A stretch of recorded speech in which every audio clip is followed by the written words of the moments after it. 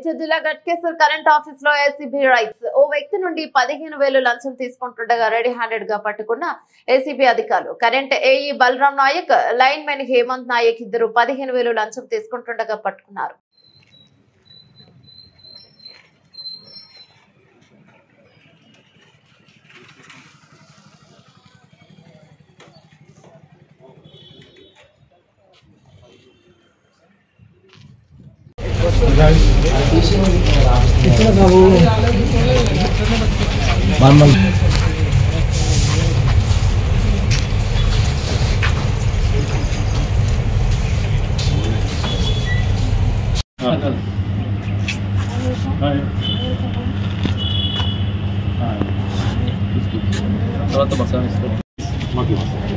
నన్ను అర్థం చేసుకోండి, మీకు ఇంత రిక్వెస్ట్ చేయనండి, ఎందుకంటే ప్రాబ్లం ఉంది కాబట్టి.